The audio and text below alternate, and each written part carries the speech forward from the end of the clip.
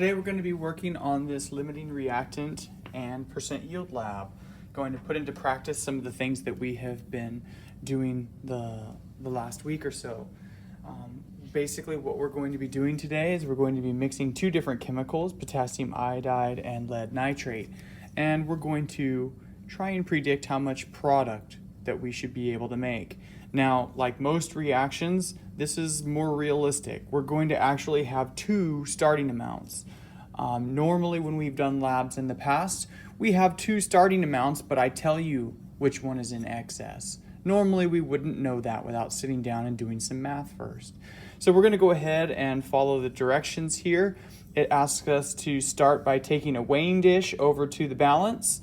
So I've got a piece of weighing paper there with a 150 ml beaker. So we've got our 150 ml beaker here, and we're just going to measure out about 0.8 grams of Ki onto the dish. So let's go ahead and get our, oh, that's the lead nitrate, need the Ki. So we're going for about 0.8.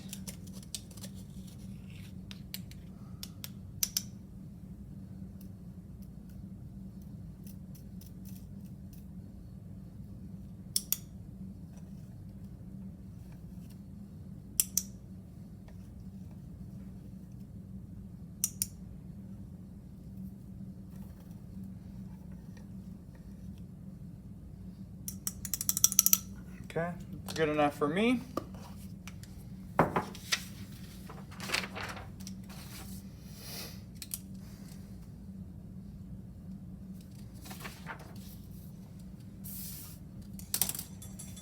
All right, so it says to take the amount, record the exact amount, dump the Ki into the beaker. So we're gonna go ahead and put the Ki into our beaker here.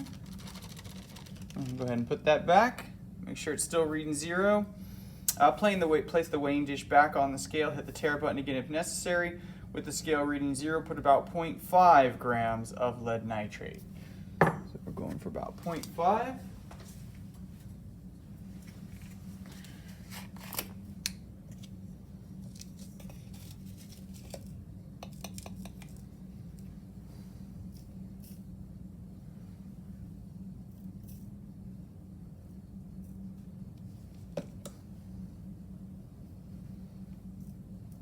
Try not to overshoot it this time.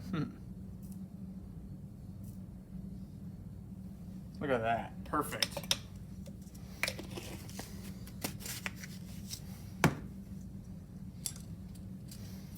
So we're gonna go 0.50 for this one.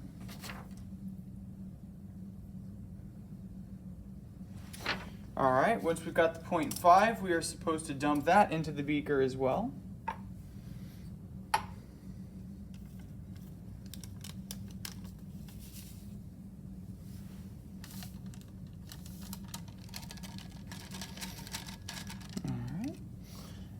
Let's see, so if we take a look at the reaction, we see that the two crystals are just sitting there and there's not really any chemistry happening.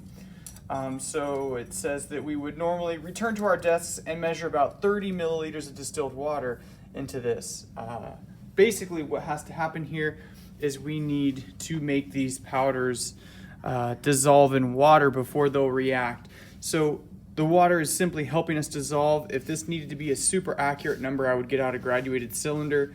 But we literally just need to get them to dissolve. That way, once they dissolve, the chemicals can react. So I just need to get an estimated about 30 milliliters here. All right, so we went ahead and I got our reaction going there.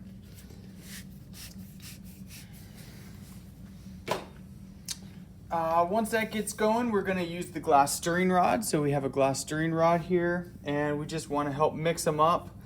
And we're going to let them mix for about 4 or 5 minutes. So occasionally stirring it, we're just gonna mix and mix and mix, and we're gonna give a chance for the chemicals to all find each other and connect and make and break bonds.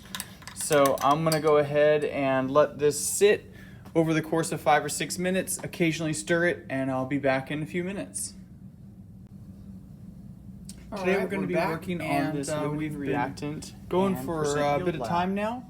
I've let it settle a little bit. It's tough to see in the camera, but there is an actual layer of solid that we can kind of see that's settling along the bottom. The product is the solid there. And so we need to basically measure one of our products so that we can see how much we actually made and compare that to some of our theoretical predictions that we'll be doing on the back. So to get that solid out of there, we need to filter our material. So we're going to go ahead and get a piece of filter paper. So this is filter paper. It's a finely woven piece of paper, a lot tighter than something like a coffee filter. And we're going to go ahead and get the weight of this filter paper. So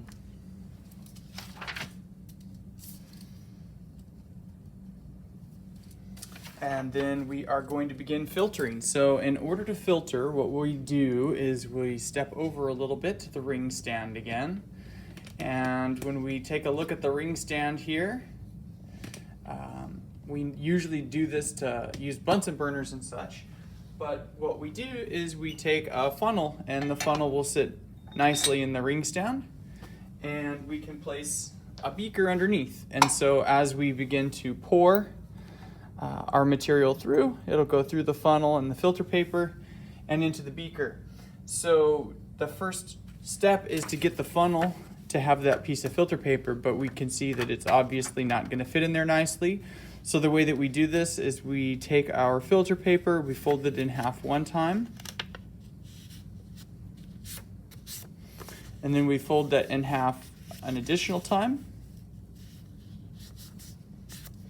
And then when we look at that filter paper here, you basically just open up one of these little pockets. And so it'll now fit inside, and it still wants to kind of pop out of there. And so we just spray a little bit of water in there, and the water will help it stick.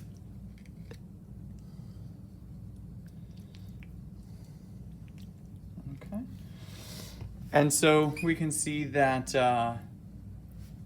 it's going to start dripping out the bottom there. And we can start transferring our material over. So the first thing you'll notice is that we do have a little bit of the material stuck to the glass stir rod, so we want to try and rinse some of that back down in. Now it's going to be impossible to get all of this out of here, so there's always going to be a little bit of error associated. This stuff tends to stick really well, as we can see. So even though I'm trying to rinse it out, it does tend to stick, but hopefully it's a very, very small amount and it won't affect us too much. So we're going to go ahead and begin pouring. We just want to make sure that we never pour above the top of the filter paper here.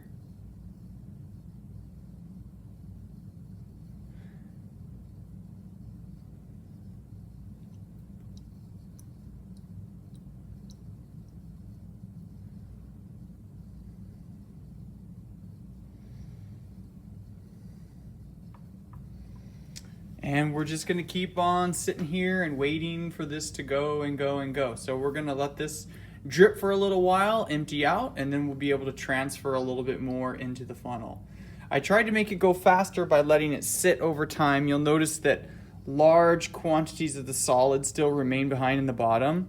You can see that we're getting sort of a nice layer here. And the idea is you wanna let the solid sink to the bottom so you can pour the liquid off the top first. Otherwise, if you mix it all up really well and dump it all at once, the solid tends to clog the filter paper and it takes twice as long for this thing to drain. But we're going at a pretty good rate of speed, and we'll be back in a few minutes. All right, we're back again. And this thing looks like it is going for a bit of time, draining out pretty well. We still have quite a bit of solid now. I've got most of the liquid out. It's more of just like this almost a paste that's left behind. We've got to get this out. Now that most of our liquid has transferred through, we can go ahead and start trying to rinse this out using our distilled water. Remember that you can always use as much water when rinsing as you want, because it's just going to go right through the filter paper. Our solid should be remaining behind.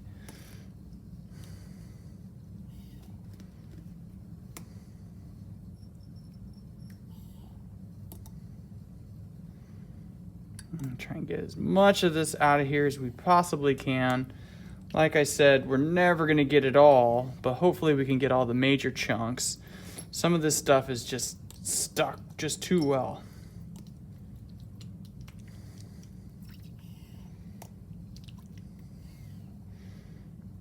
Yeah, even with the rinsing, it doesn't look like any more is coming out of here. But you'll notice as this thing is filtering, we're nice and clear down here, which is exactly what we want. We don't want to see any yellow coming through. So most of our solid is remaining behind in the filter paper. So we're going to let it go for a little bit more. All right, we're back again. At this point, it looks like it stopped dripping. It's a little tough to see. It's having trouble with some of the white balance here. There we go. We can see that the liquid has drained out and we have a nice layer of solid inside. Now, at this point, we're assuming that it is mostly our product. However, that is not necessarily the case. And there's a major source of error that can pop up in our lab here. The reaction that we're doing, if we were to look on a piece of paper here, basically what we have is a situation where we have two reactants, and these reactants are basically going through a process here, and they actually make two different products. One of the products is a solid, one of the products is aqueous.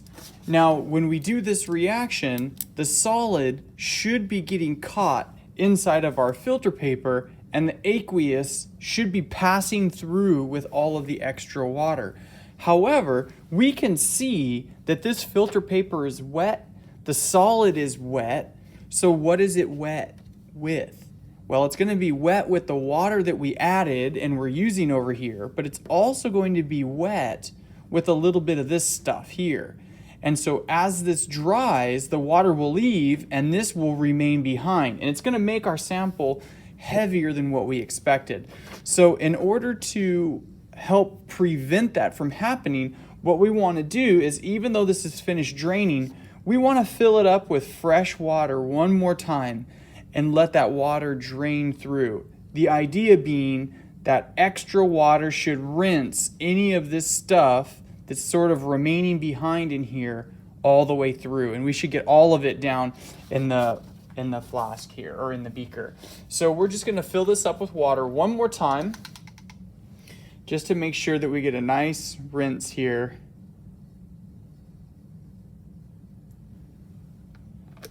And that we have only the product, only the solid that we want left behind in that filter paper. So we'll let it drain some more. All right, at this point, it has stopped dripping. We got the thing to drain out.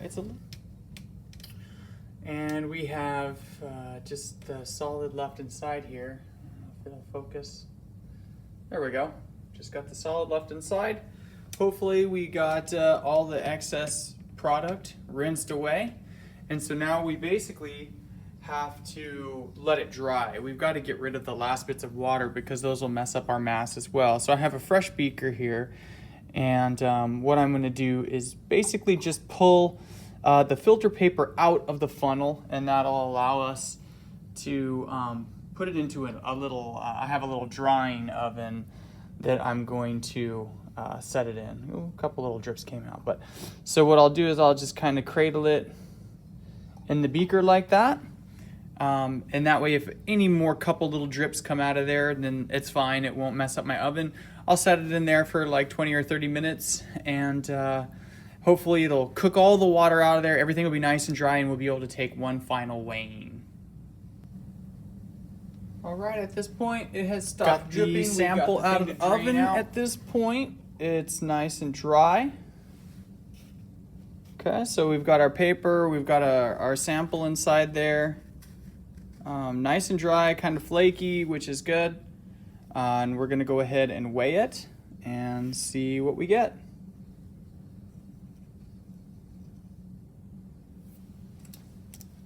So the mass of the paper plus the dried product, let's see if we can get that to refocus. There we go.